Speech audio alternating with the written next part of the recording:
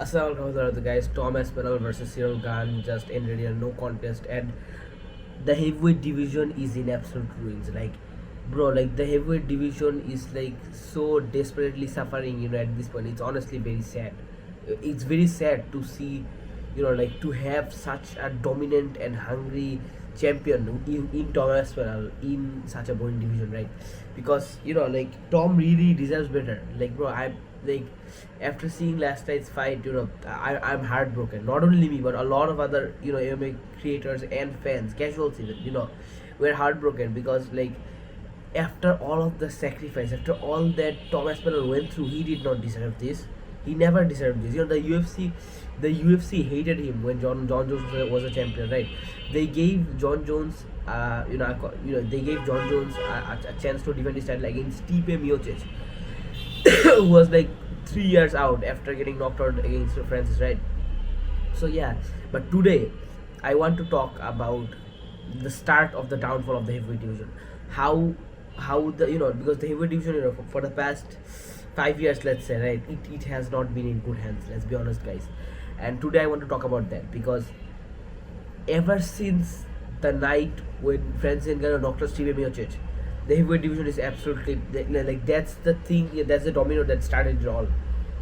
Okay, let me just give you a recap of what happened. Right, Francis Ngannou knocked out Stipe Miocic. Insane, it was a very brilliant fight.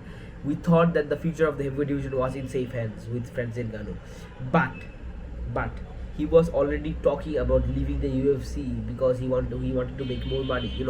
So that was a bit concerning. But we thought eventually eventually like he will stick to the UFC, but he knocked out Stipe. Stipe then was waiting the sidelines. That was a brutal KO, and then he fought Cyril Gane in a very a very boring fight, let's just say, and which ended in a split decision win with Francis Ngannou. Though a lot of people say that Cyril Gane actually won that fight. So not the best. Like as far as being a new champion goes, Francis Ngannou was not the best, let's just say. So then Francis Ngannou vacates the UFC belt, goes to PFL, fights Ferreira, and wins the PFL belt. Meanwhile, Cyril Gane just submitted Derek Lewis to become the new, the to become the interim champion of the heavyweight division.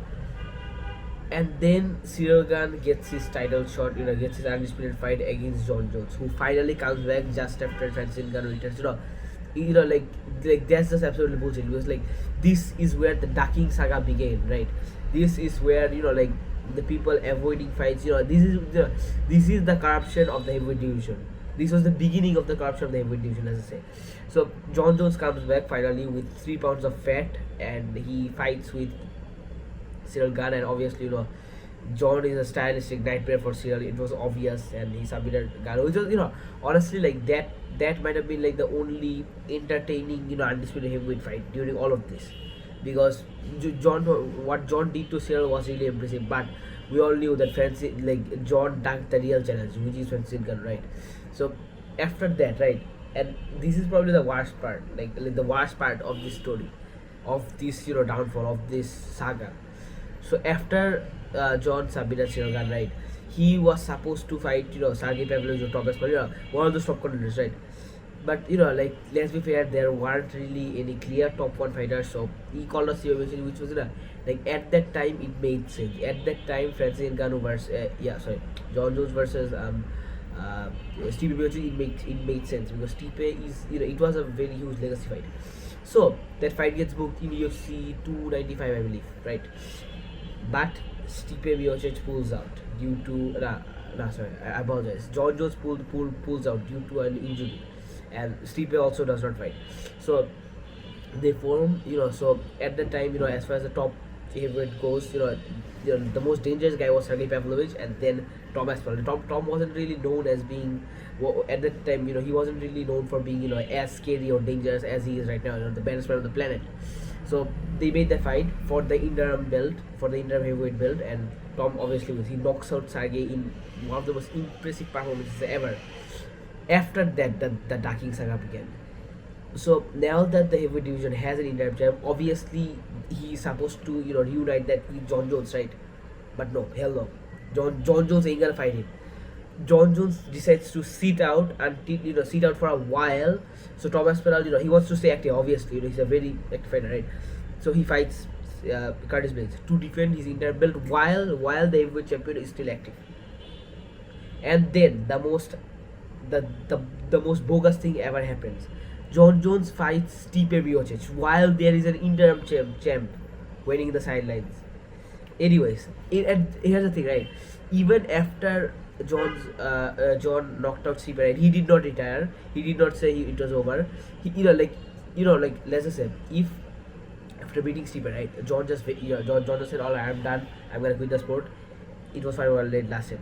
I still would have had even a bit of respect for John, but what he did to Tom was absolutely insane. Anyways, let's move on, right?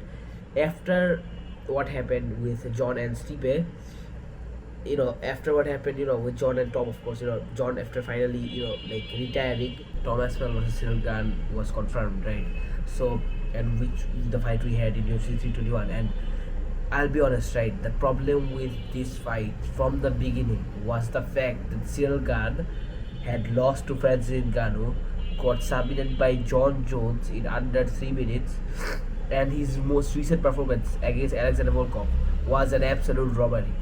So if Cyril Gane were to win, he would be the fourth best heavyweight in the world. He would not be the baddest man walking on the planet. Like, obviously it's a championship fight and it's heavyweight, right? So anything could happen. And like Volkov can claim that he beat that Cyril Gane, which is a fact. If you saw the fight against Volkov, the second round, Volkov easily won the second round. It wasn't even close. Even Cyril Gane thought that Volkov won. Like because he obviously he walked off the cage thinking that he lost the fight, right? Anyway, so this fight, it was obviously a build up. It was obviously Tom's moment to rise to the occasion, right? But it was corrupted from the beginning, like, because like obviously Tom was supposed to win.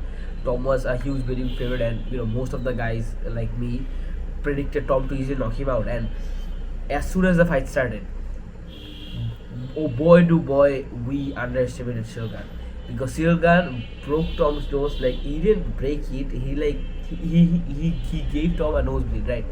From the from I think it was like after 1 or 2 minutes, right, of the first round, Tom as well had a nosebleed, and it was absolutely insane. Like, Cyril Gane's striking was absolutely insane, and Tom could not, the fight lasted 4 minutes, and during that 4 minutes was obviously trying to find the shot, right? Like the shot that knocked out Sergey Pavlovich, Alexander Volkov, Curtis Blades, all of them.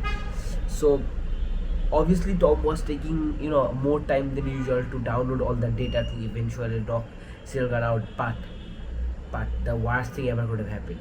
What happened was even worse than if Cyril Gane would have knocked out Tom in the first round. Cyril Gane landed one of the worst eye pokes I've ever seen. Like, here's the thing, right? He landed it like this, right? Like, obviously like this, like both eyes got impaled. And the thing is, after that, like, he went inside, like if this is the eyeball, right? Like, he went like inside on top of the eye. Absolutely, like, bro, like, it was one of the most disgusting things I've ever seen. And listen, I'm not saying that Cyril did it intentionally. He obviously not. It's a fight. Anything could happen. I'm not saying, Cyril Gane, he's known for punching people on the back of the head, but not for eye pokes, right? So it's not fair that we call this, like that we put the blame on Cyril Gane. Cyril was doing what he was supposed to do, and it was an accident. End of the day, right? But like, bro, like, seriously, like, after waiting so long, this is what was the outcome. An absolute clown show, which ends in a no contest, and Tom is still the heavyweight champ. And this was like one of the worst possible outcomes, and I'm genuinely like so disappointed like this actually happened. And to be honest, more than anything, we have to realize this is the Stipe Miocic effect. We have to understand how great of a champion Stipe was, and obviously he's the undisputed heavyweight goat, right? And while we had Stipe as a champion, a lot of people were like saying that Stipe is a bad champion, bro. Right after he lost the belt, the heavyweight has just been going downwards, bro. Like, and that's like, honestly, it just goes to show you like the greatness of Stipe Miocic, like how great of a fighter he was, how like he was an absolute legend.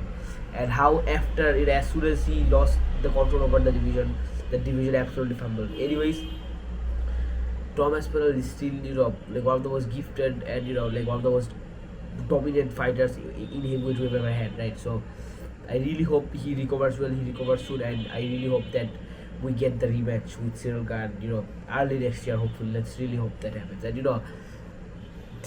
next time onwards, I'm not counting Cyril Gane out because Cyril Gane is absolutely dangerous. Cyril Gane looked absolutely insane against Tom. Anyways, that's what I was doing, guys. You guys make sure to you guys think, and I'll see you guys. Assalamualaikum warahmatullahi wabarakatuh.